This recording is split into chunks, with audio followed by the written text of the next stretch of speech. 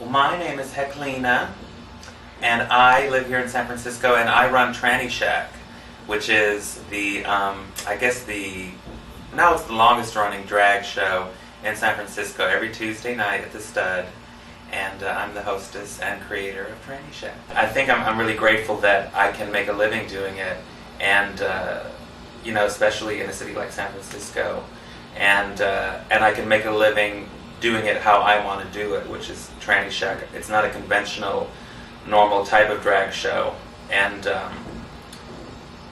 so I get some kind of creative outlet out of it. But also, what I like about getting in drag is that you can get away with a lot more when you are all dolled up as a lady.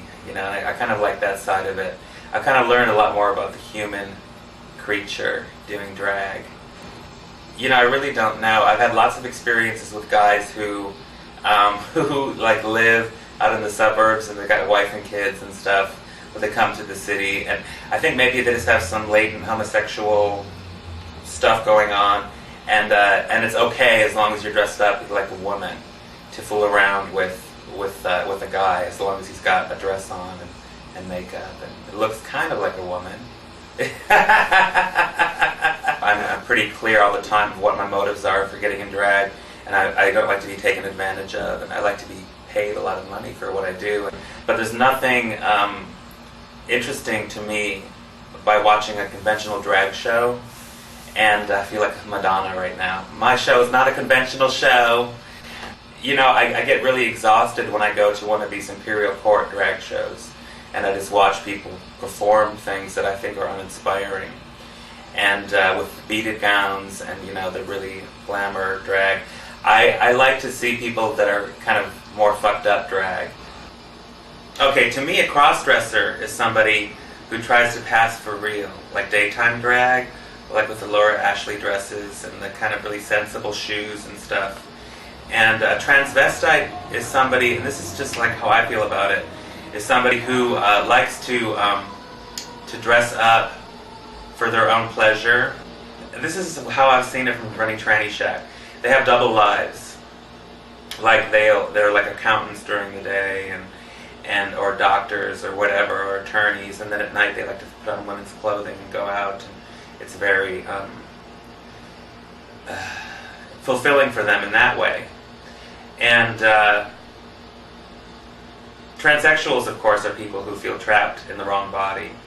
And then to me, a drag queen, which is what I am, is somebody who puts on women's clothing just for entertainment, to entertain others, to perform and stuff like that. And when you go to Trannyshack, you definitely see that there are the two kinds. There's like the transvestites or cross-dressers that show up to pick up men or to hang out in the audience, and just it's a thrill for them just to be dressed up in women's clothing. And then there are the drag queens who show up and perform and are in the show. And then transsexuals almost never come to Trannyshack because I think they're offended by the name Trannyshack, because they feel like they are women trapped in men's bodies, and so I feel like they take it much more seriously. And then there's, I guess transvestites and crossdressers are pretty similar. The drag queens are definitely over-the-top kind of caricature, or not a caricature, because that sounds like it's derogatory, but it's kind of like an over-the-top version of being a woman, and it really irritates me sometimes, like when I get dressed up in drag and real women will try and critique my makeup, like that my lipstick is too red or something, or I have too much eyeshadow on. That's the whole point with drag queens, I think, is to look like that, just kind of over the top and really stand out, and not to try and, I mean, if I were to do my makeup like a real woman, I wouldn't have hardly any makeup on at all. Never touch a drag queen's wig, or never allow anybody to touch your wig or pull it off your head. It's the worst thing you can do. Compliment one another. Whenever I see first-time drag queens, I'm always so careful to tell them how good they look, even if they don't, because I think it's important to encourage people to dress up.